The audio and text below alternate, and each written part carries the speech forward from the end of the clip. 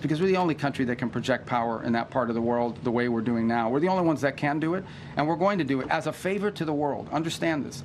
This is a favor to the world because it's their ships that are stranded. It's their fuel supplies that are stranded. By the way, it's their there's humanitarian aid destined for different countries in the world that's stranded in the Persian Gulf right now. If Iran had a nuclear weapon and they decided to close the straits and make our gas prices like $9 a gallon or $8 a gallon, we wouldn't be able to do anything about it because they have a nuclear weapon. And a nuclear-armed Iran could do whatever the hell they want with the straits, and there's nothing anyone would be able to do about it. We hit an all-time high stock market today, despite that we're in a little skirmish, military. I call it a skirmish. Now they're reduced to little boats with a machine gun on the front of them because they're looking around for little boats to try and compete with our great Navy. We have a Navy that's unbelievable. You know, we set up a blockade, as you know very well. Not one ship. A couple tried, and they got their engine shut out. They want to make a deal. And who wouldn't when your military is totally gone? The world needs this waterway a lot more than we do. We're stabilizing the situation so commerce can flow again, but we expect the world to step up. At the appropriate time and soon, we will hand responsibility back to you. 2 U.S. commercial ships, along with American destroyers, have already safely transited the strait, showing the lane is clear. We know the Iranians are embarrassed by this fact.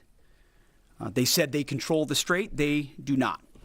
Okay, that was Secretary of State Marco Rubio again warning the world that it must stop Iran's terror regime from getting a nuclear bomb. And then that was President Trump and then Pentagon Chief Pete Hegseth saying other nations must help open up the Strait of Hormuz. Vessels from nearly 90 nations are trying to transit. We tracked 1,900. You just heard it was 1,550 ships trying to transit. Now this, the S&P, NASDAQ again hit record highs. So did the Russell 2000 today on the ceasefire with Iran holding for now. President Trump did indicate the Iran war may last just 3 weeks more. We're watching all this and monitoring it for you. Let's bring in Iranian human rights activist Goldie Ghamari. Goldie fled Iran with her family. Goldie, you and your family have seen so much suffering as so many Iranians have. Can you please explain to viewers why Iran's terror regime cannot have a nuclear bomb?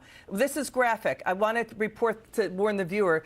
Iran's terror regime have literally been raping women to death and gouging out the eyes of women and children. Can you explain why they can't get a nuclear bomb? If the Islamic regime got a nuclear bomb, then that would basically ensure their existence forever, similar to North Korea.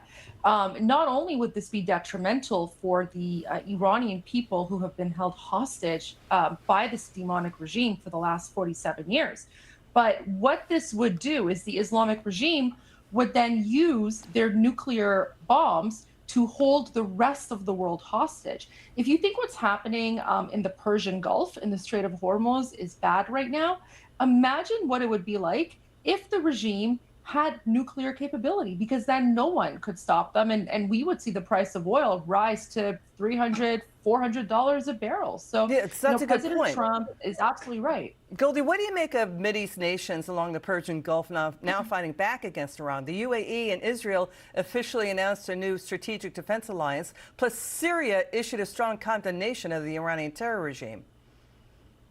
Well, I mean, Israel has always been an ally of the Iranian people fighting against the Islamic regime. So, of course, you know, Israel has always been a huge advocate, and we Iranians, we support Israel. With respect to the other countries, it's interesting to see, you know, some of these Persian Gulf countries start speaking out. You know, I mean, UAE, for example, the reason that they're speaking out now is because they have been attacked by the Islamic regime. And while I do not support those attacks whatsoever, the reality is that, you know, just up until a few months ago, the UAE was actually a big hub where the Islamic regime was laundering money. So, I mean, we have to kind of look at the reason why some of these Persian Gulf countries are now speaking out. It's because, you know, in the past, when they thought that they could appease the Islamic regime, they've now realized that there is no honor amongst terrorists, and they're not paying the price. And they basically risked the security and safety of their citizens. Thank you so much, Goldie Ghamari. You are a hero for standing up. Appreciate you, like so many other Iranians. Thank you so much. Now to this. Watch this.